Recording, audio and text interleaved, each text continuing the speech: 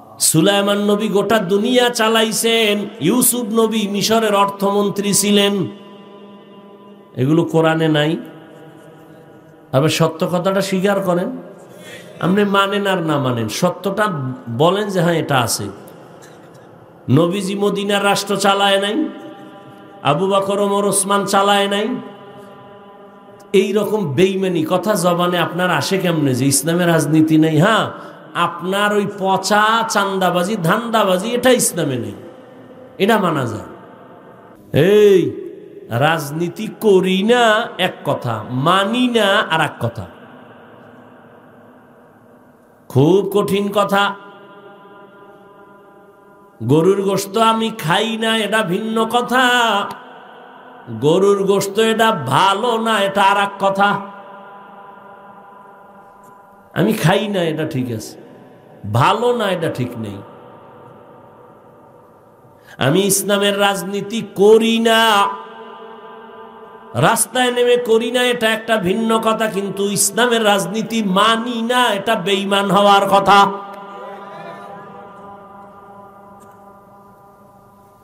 দুনিয়াতে সব চান্দাবাজি আর ধান্দাবাজি রাজনীতি, একমাত্র শান্তির ঠিকানা ইসলামের রাজনীতি।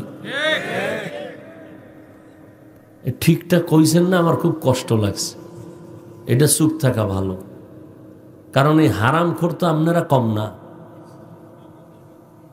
সারাদিন ইসলাম চায়, ভোটের আগের রাত্রে টাকা খাইয়া সকালবেলা কয় কেবলা আর এক দিক। ইসলামে আছে মালিক যেই প্লেটে খাবে গোলাম ওই একই প্লেটে খাবে। আর চান্দাবাজি ধান্দাবাজি রাজনীতিতে কি আছে? মালিক দামি দামি খানা দিয়ে ইফতার করবে, আর যেটা বেচে ফালানো যাবে ওটা কাজের লোকেরে দিবে, এটা দিয়ে তুই মর। নিজের মাইয়া ফোলার জামা লাগে না, পোশাক লাগে না, এরপরও রমাজানের শুরুতেই কিনা ফেলাইছে গোষ্ঠী শুদ্ধা। অথচ পুরা ঘরটাকে যে মেনটেন করে কাজের লোকেরা, প্লেট ধুইয়া দেয়, খানা আগায় দেয়, ঘর মুইসা দেয়, জোতা মুইসা দেয়, এরে পোশাক দিবে দূরের কথা, বেতনটাও দেয় না ঠিক মতো, চাইতে গেলে গালি দেয়। অথচ গরিবের দ্বারা উপকার বেশি পায়, জুলুমও বেশি করে।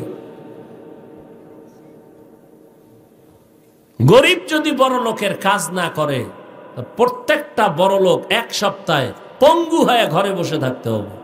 ও বইয়া থাকে কেউ উপায় নেই, মরবে হলে, ওরে বাঁচানোর আর কোনো উপায় নেই। গরিবরা যদি ধান না কাটে খাইবা কি? গরিবরা যদি গাড়ি না চালায় চলবা কেমনে? গরিব যদি নদীতে গিয়া মাছ না ধরে কেমনে কি খাইবা? অথচ বড় লোকেরা অধিকাংশ গরিবের উপরে জুলুম করে। আলহামদুলিল্লাহিল্লাযী জাআলাশ শামসা ওয়াল কমারা বিহুসবান ওয়ান নাজমা ওয়াশ শাজারা ইয়াসজুদান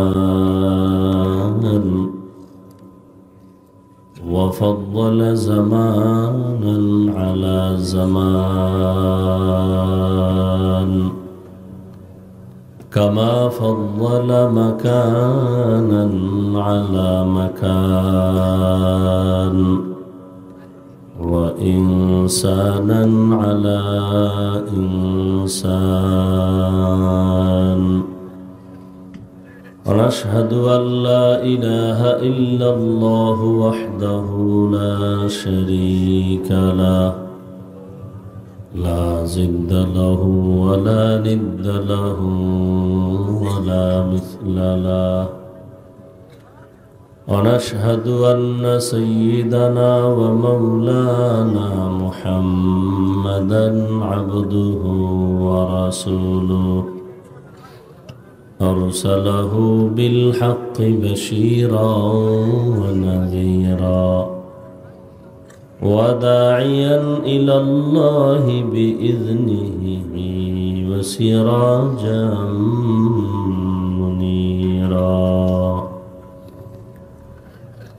اللهم صل على محمد النبي الأمي وعلى آله وسلم تسليما وبعد فأعوذ بالله من الشيطان الرجيم بسم الله الرحمن الرحيم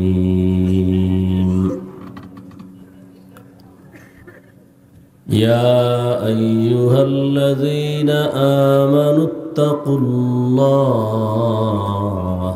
وقولوا قولا سديدا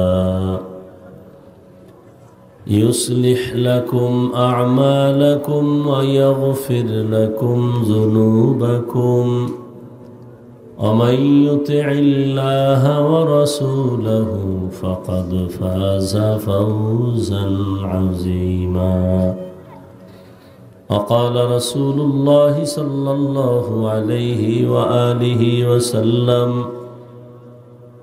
من يضمن لي ما بين لحييه وما بين رجليه أضمن له الجنة أو كما قال النبي عليه الصلاة والسلام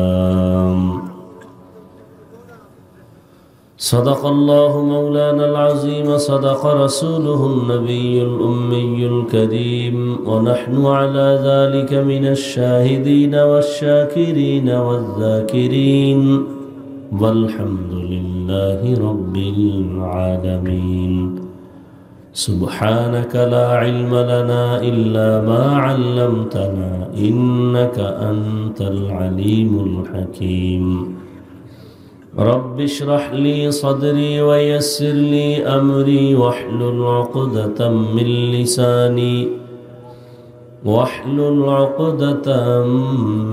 لساني يفقه قولي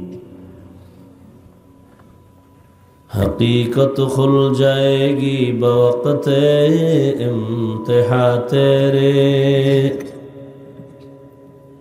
حقیقت کھل جائے گی بوقت امتحان تیرے کہ سستی میں یا محنت میں گزاری زندگی تو نے محمد نے آ کر کفر کو مٹایا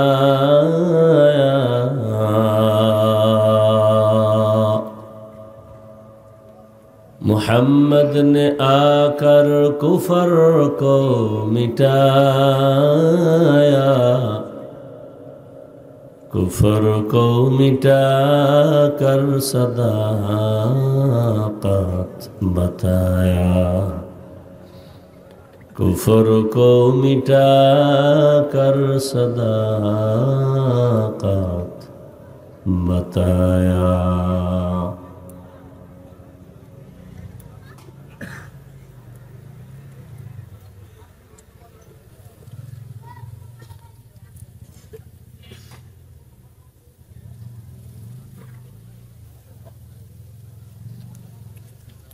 হিজলি হাফিজিয়া ও কওমি মাদ্রাসার উদ্যোগে আয়োজিত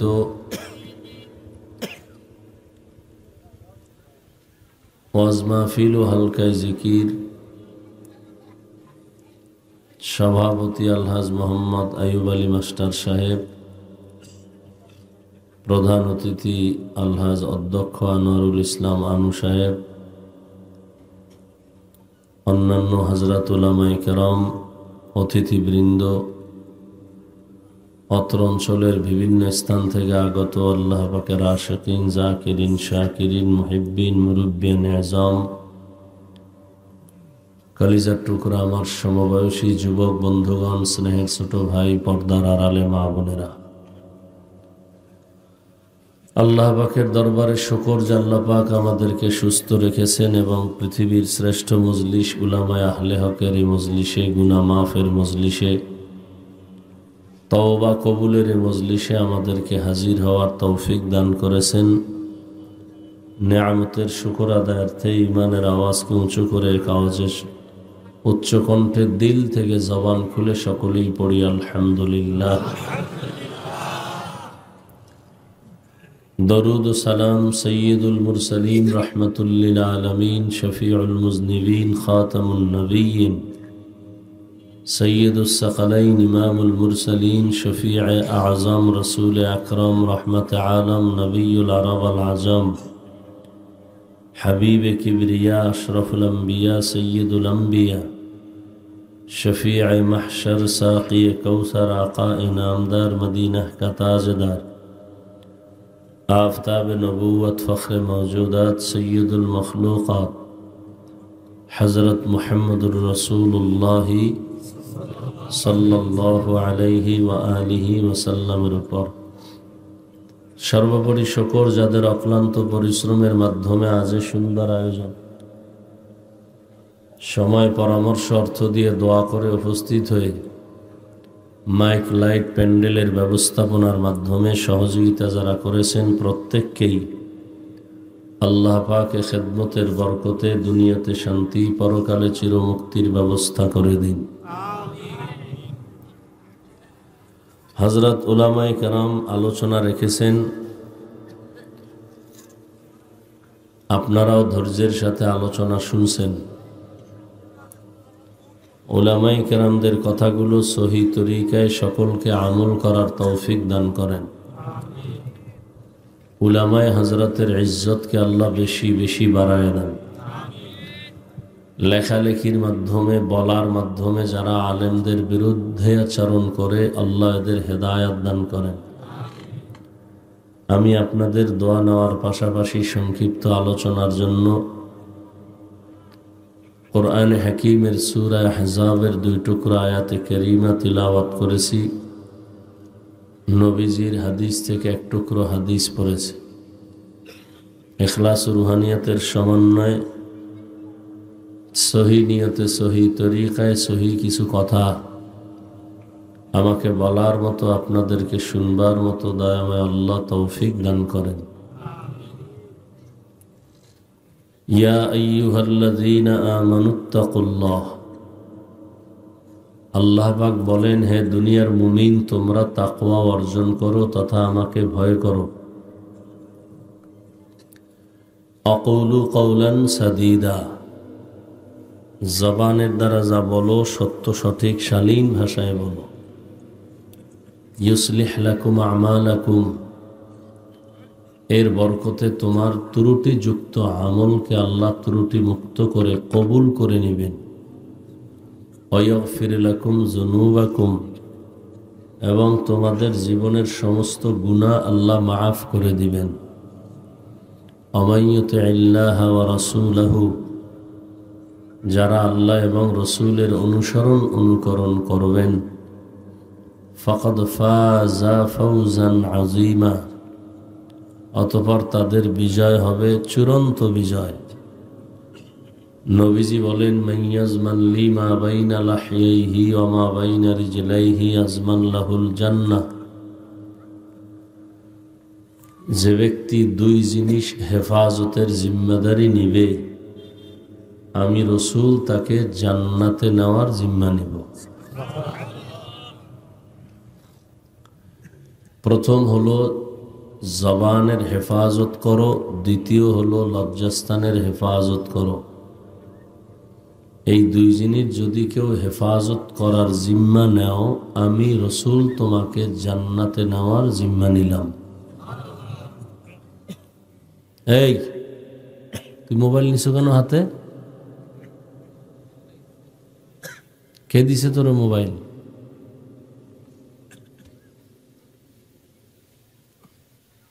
এই সন্তান কিভাবে বাপ মা নষ্ট করে? রসুল যে হাদিসে বলছে যে মা বাবা সন্তান নষ্ট বানায়, এই হলো প্রমাণ।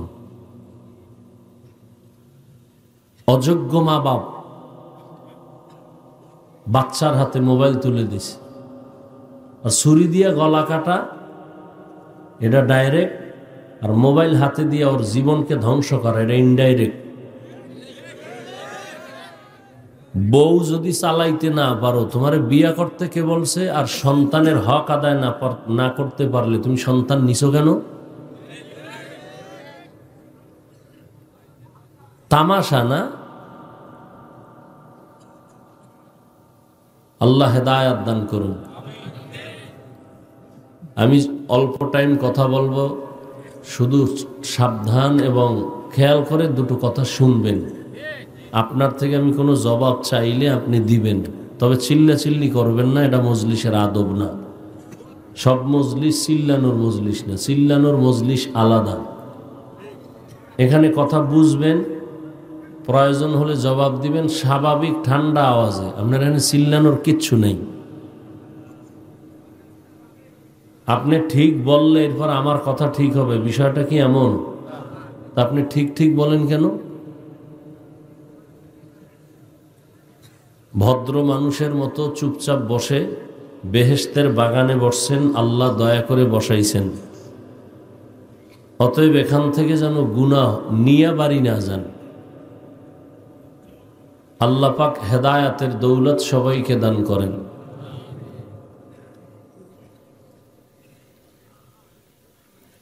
আয়াতের মধ্যে আল্লাহ মুমিনদেরকে দুটো আদেশ দিয়েছেন। যারা মানবে তাদের জন্য দুটো পুরস্কারের ঘোষণা দিয়েছেন। কিভাবে মানবেন, কার পরামর্শে চলবেন, এ বিষয়ে আয়াতের শেষে আল্লাহ পাক স্পষ্ট বলেছেন। আদেশ দিয়েছেন মুমিনকে, কোনো বেঈমানকে দেন নাই। প্রথম আদেশ, আল্লাহকে ভয় করো, তাকওয়া অর্জন করো। দ্বিতীয় আদেশ, জবানকে কন্ট্রোল করো, হেফাজত করো। এই দুইটা আদেশ কোনো বেঈমানকে দেন নাই কেন, শুধু মুমিনকে দিলেন কেন?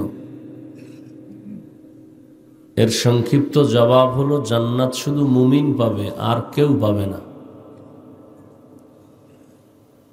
জান্নাত কারা পাবে ভাই? শুধু মুমিন। তবে মুমিনরাও যে পাবে তাও খুব কষ্ট হবে পাইতে। কারণ আপনারা অনেকে জানেন যে মুমিন, রসুল বলে গেছেন বনি ইসরাইলের দল হবে ৭২, আর নবীর উম্মতের আরো একটা বেশি হবে। এটা আর কখনো শুনছেন না? কথা বলেন, শুনছেন? তাহলে বনি ইসরাইলের যদি ৭২ হয়, আমার নবীর যদি আরো এক দল বেশি হয়, তো কয়টা হইল? নবী বলেন কুল্লুহুম ফিন্নার ইল্লা মিল্লাতান ওয়াহিদা, সব জাহান্নামে যাবে। এই ৭৩ দলের সবাই জাহান্নামে যাবে, একটা দল জান্নাতে যাবে। কিলা মান হিয়া ইয়া রাসূলুল্লাহ,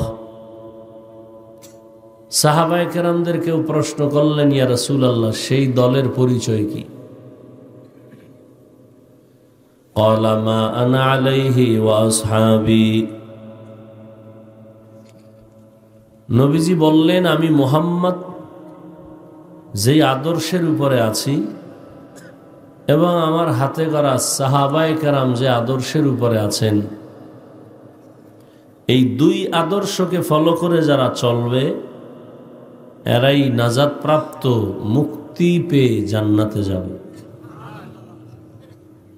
আর ওই যে ৭২ দল জাহান্নামে যাবে, এরা কিন্তু হিন্দু, বৌদ্ধ, ইহুদি, খ্রিস্টান কেউ না, সব কিন্তু মুসলমানের ভেতর থেকে। এবার এই কথাটা জানেন কিনা জানি না, আবারও শুনেন।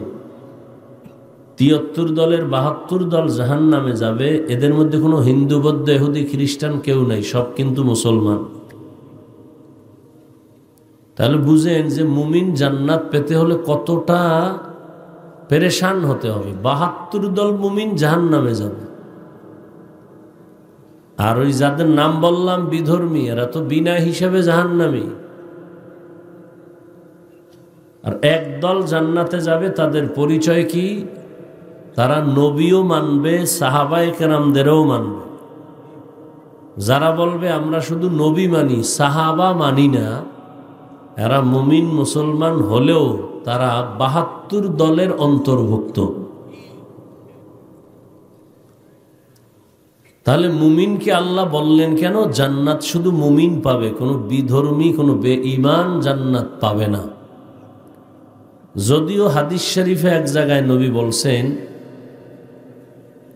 পৃথিবীতে যত মানুষ আল্লাহ পাঠিয়েছেন, পাঠাবেন কিয়ামত পর্যন্ত, সবার নামে নামে জান্নাতে রেজিস্ট্রি করা আলাদা আলাদা বাড়ি আছে। ফেরাউনের নামে জান্নাতে বাড়ি, নমরুদের নামে জান্নাতে বাড়ি, সাদ্দাদের নামে জান্নাতে বাড়ি, কারুনের নামে জান্নাতে বাড়ি, আবু জাহালের নামে বাড়ি, সবার নামে। কিন্তু জান্নাত কারা পাবে? বেঈমান না মুমিন? তাহলে ওদের বানানো জান্নাতের উপায় কি? ফেরাউনের নামে জান্নাতে বাড়ি আছে, নমরুদের নামে জান্নাতে ঘর আছে, তাহলে ওদের জান্নাত কি হবে? হে নবী বলে দেন, দুনিয়াতে যারা আল্লাহর ইবাদত করবে, প্রত্যেকটা মানুষের কাজের মধ্যে একটা থাকে মূল, একটা ওভার। কারণ মূল ডিউটি, ওভার ডিউটি। ইবাদতের মধ্যে আছে মূল আর ওভার। দৈনন্দিন 5 বেলার নামাজ আদায় করো, মূল ডিউটি। ইশরাক, আওয়াবিন, চাষ, তাহাজ্জুদের নামাজ পড়ো, ওভার ডিউটি। ও মুমিন, তুমি রমাজানে রোজা রাখবা, মূল ডিউটি, ফরজ। বৃহস্পতিবারে সোমবার দিন রোজা রাখবা, আরাফার রোজা, আশুরার রোজা রাখবা, ওভার ডিউটি, নফল। ধনী মানুষ, তুমি বছরে একবার যাকাত দিবা, মূল ডিউটি, ফরজ। ফাঁকে ফাঁকে তুমি গরিব, এতিম, অসহায় মানুষের কল্যাণে দান সদকা করবা, এটা ওভার ডিউটি, নফল। ধনী মানুষ, তুমি একবার জীবনে বাইতুল্লাহর জিয়ারত করো, মূল ডিউটি, ফরজ। ফাঁকে ফাঁকে সময় পেলে উমরা করো, ওভার ডিউটি, নফল। যেই বান্দা মূল ডিউটি করবে সে তো মূল জান্নাত পেয়ে যাবে, তার লেখা জান্নাত পাবে। কিন্তু যে মূল ইবাদত করার পরে ওভার ডিউটি করবেন, বেঈমানের বানানো জান্নাতগুলো ওভার ডিউটি করনেওয়ালা মুমিনদের আল্লাহ বোনাস দান করবেন। আতিনা ফি দারে দুনিয়া না হাসান, আতিনা ফি দারে উকবা না হাসান, ইয়া গিয়াসাল মুস্তাগীসিন ইহদিনা ইফতিখারা বিল উলুমে ওয়াল গিনা। हर गोड़ी दे नेको तू तैयार है, जो न मांगे उससे तू बेजार है। আল্লাহ জান্নাত শুধু মুমিন পাবে, আর কেউ পাবে না। আল্লাহ বলেন, মুমিন তোমার জন্য কর্মসূচি 2টা। 1 নাম্বার কর্মসূচি, তাকওয়া অর্জন করো, আমাকে ভয় করো। দ্বিতীয় কর্মসূচি, জবানকে, এই পিচ্ছি,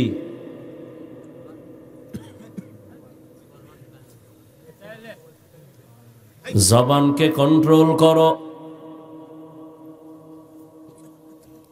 জবানকে কন্ট্রোল করার কথা আল্লাহ বলেছেন। হাত কন্ট্রোল করো, পা কন্ট্রোল করো, চোখ কন্ট্রোল করো।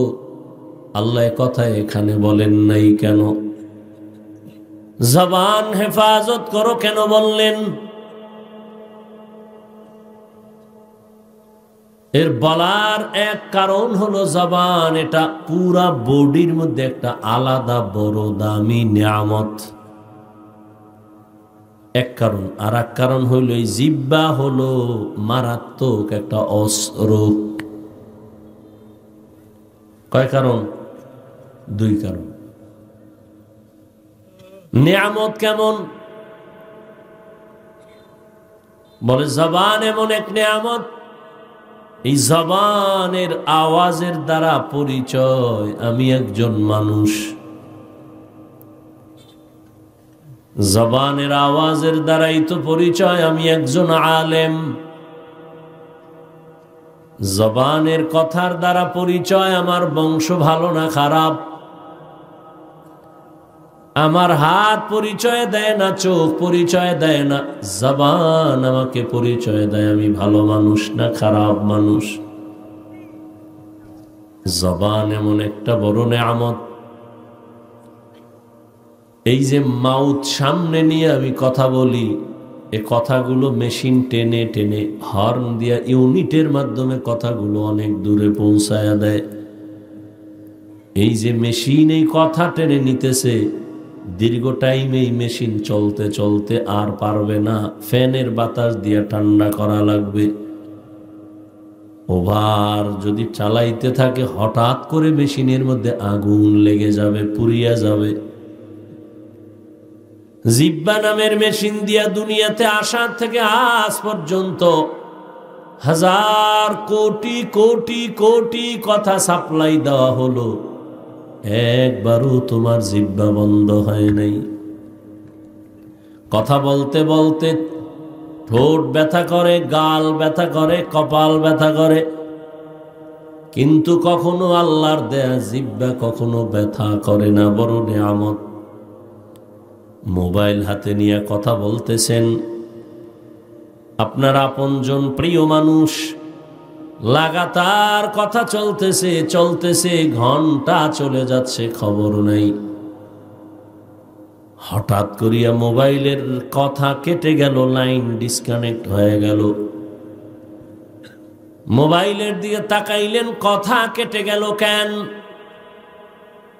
নেটওয়ার্কের সমস্যা। তাকায় দেখেন না ফুল নেটওয়ার্ক আছে,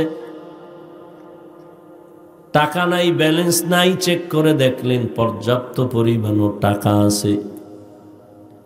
তাহলে লাইন কেন কেটে গেল? নজর করে দেখছি চার্জ নাই, কমে গেছে। কি নাই? টাকাও আছে, নেটওয়ার্ক আছে, চার্জ নাই।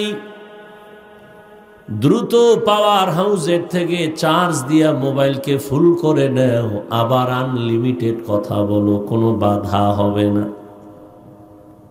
জিহ্বা নামের মেশিনটা নাড়াইয়া কত জীবনে কথা বলছি। ও 40 বছরের মানুষ, 50, 60, 70 বছরের বান্দা, জীবনে তোমার জিহ্বা নাড়ায় নাড়ায় কত কথা তুমি বললা, এক সেকেন্ডের জন্য এই জিহ্বা বন্ধ হলো না। একটু ভাবো এই মেশিনের চার্জ কোথা থেকে আসতেছে। পশুকে আল্লাহ পাক ভালো মন্দ যাচাই করার জ্ঞান দান করেন নাই, আল্লাহ মানুষকে দিয়েছেন। ভাবো এই জিহ্বা নামের মেশিন কে বানাইলেন, এই মেশিনের কে চার্জ দেয়?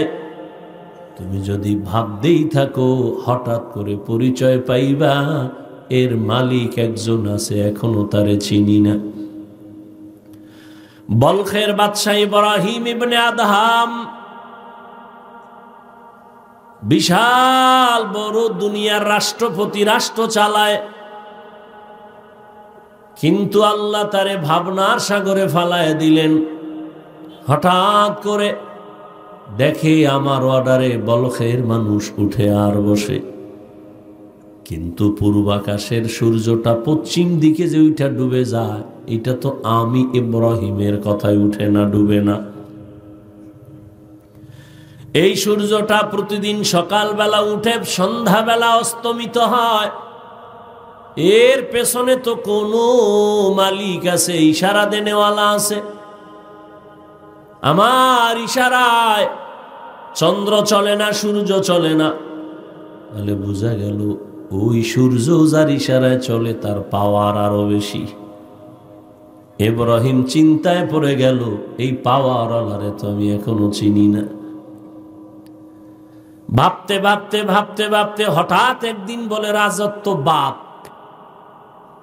এই রাজত্বের কি দাম?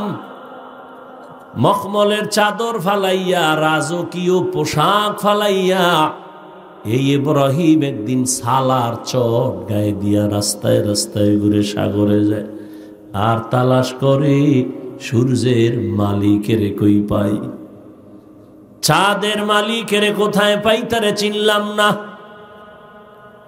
মা চিনলাম, বাবা চিনলাম, ভাই বোন চিনলাম, সব আমি চিনলাম, কিন্তু তাদের কে বানাইছেন, আমারে কে বানাইলেন তারে চিনতে পারি নাই। আসল মালিকের যদি না চিনি, আমার মতো বোকার কে আছে? রাজার হালাত বাদ দিয়া গরিবী হালাতে দৌড়ায় আর আমার আল্লাহকে পাওয়ার জন্য তালাশ করে। এটাই তো এখানে কারিশমা। এখানে যারা আপনারা বসছেন সবাই মুসলমান, আমিও মুসলমান। আপনাদের আল্লাহ আমার আল্লাহ দুই নাকি এক? আপনাদের নবী আমার নবী, আপনাদের কোরআন আমার কোরআন, আপনাদের কাবা আমার কাবা, আপনাদের ধর্ম আমার ধর্ম এক, আপনাদের কালেমা আমার কালেমা এক। খুব বুঝেন, আমি বলছি কিছু বুঝেন। মানুষের বুঝ হইল আসল সম্পদ। আপনার বুঝ নাই, আমার বুঝ একরকম, আপনার বুঝ আর এক রকম। এই জন্য আপনারে বুঝান লাগে। না হয় আপনার পিছনে সময় না দিয়া হিন্দুদের দেওয়া দরকার, খ্রিস্টানকে দেওয়া দরকার। আপনার পিছে তালি দিতে দিতে 12 মাস শেষ, ঘুমের টাইম নেই। কেন? আপনার বুঝ আউলা জাউলা হয়ে গেছে। দুনিয়াতে আপনি আমি আসছি, তাও কিন্তু সিস্টেম এক। শুধু আপনারা মনে হয় যেন লঙ্গি পরে আসছিলেন দুনিয়াতে। কি সব এক। বিদায় বেলা কাফনের সংখ্যা হবে 3টা, তাও এক। কোটিপতি দুনিয়ার থেকে বিদায় বেলা মরিয়া গেলে তার কাফন একটা সম্মানে বাড়াবে। রিক্সা ড্রাইভার গরিব হয়ে মারা গেলে তার কাফন একটা কম হবে। কে ধনী, কে গরিব, কে আলেম, কে মূর্খ, কে শিক্ষিত, কে অশিক্ষিত, সবার বেলায় কাফনের সংখ্যাও এক, কালারও হবে এক। শুধু হুজুরগো কালার আলাদা। কি কাফনের কালার? কি কালার? লেখা থাকবে উপরে, এইটা এমপি সাহেবের লাশ, চেয়ারম্যানের লাশ, বড় হুজুরের লাশ। কে ধনী, কে গরিব, কে আলেম, কে মূর্খ, সবার বেলায় 3 কাফন, কাফনের কালার এক, লেখাও থাকবে না কার লাশ। তাহলে এত ভাব কেন রে মুসলমান? আমি আজ বক্তা বক্তা ভাব দেখাই, আপনি ক্ষমতা ক্ষমতা ভাব দেখান। যতই ভাব থাকুক না কেন, সাদা কাফনে যেদিন ঢুকবেন সব বাহাদুরি শেষ হয়ে যাবে। কি কোটি টাকার মালিক দেখো, অভাব হয় না দূর, গরিব ঘুমায় আরাম করে মনটা বাহাদুর। ফেরাউনের লাশটা দেখো মিশর জাদু ঘরে, খায় না মাটি পোকা মাছি সবাই ঘৃণা করে। হৃদয়ে থাকিবে যার নম্রতা সদা, রহমত আসিবে সেথা প্রভুর আদা। বড়র বড়াই থাকলে দিলে রহমত আসবে না, নিজেকে নিজে ছোট মনে করিও সদা। উঁচু জমিন থেকে পানি নিচু জমিনে যায়, তেমনি খোদার রহমত আসে নম্রতার হৃদয়।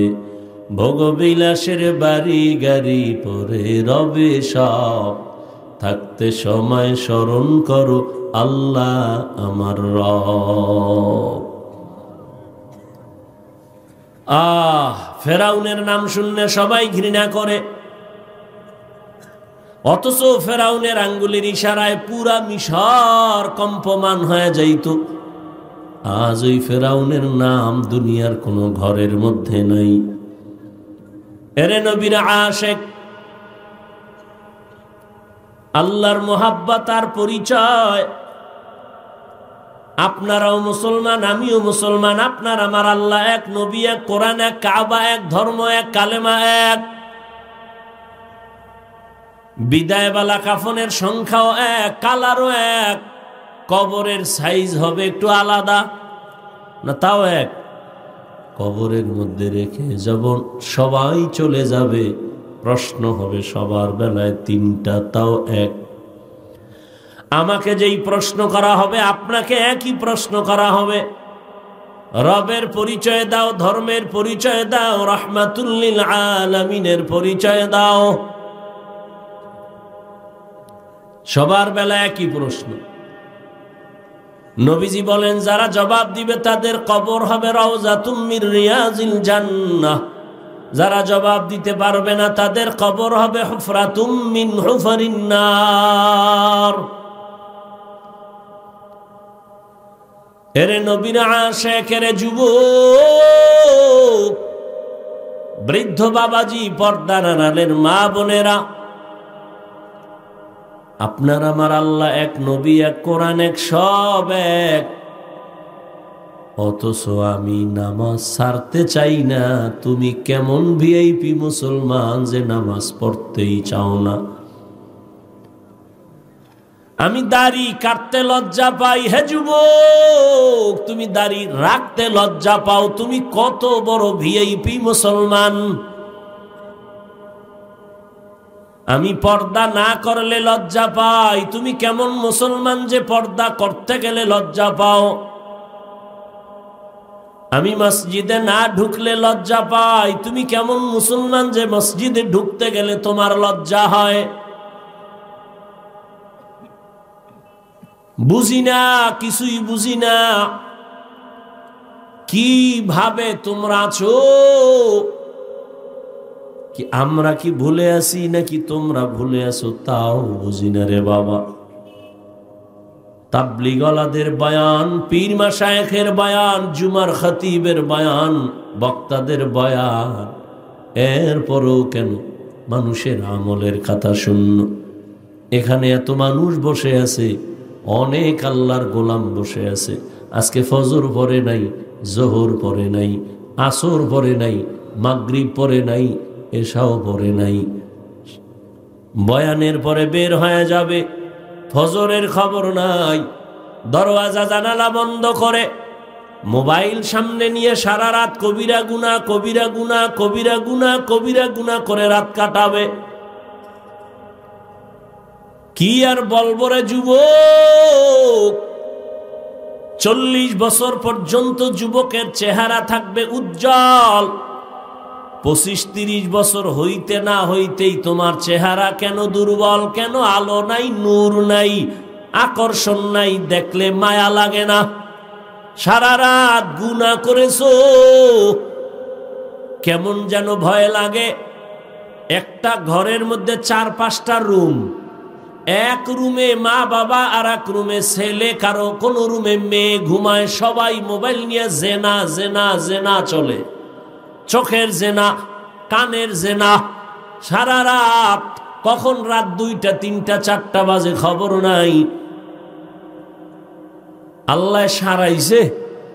ঘুমের মধ্যে এমন গজব আসতো, ঘুম থেকে উঠা দেখতি যুবক তোর চেহারাটা কুকুরের মতো, শুকরের মতো হয়ে গেছে।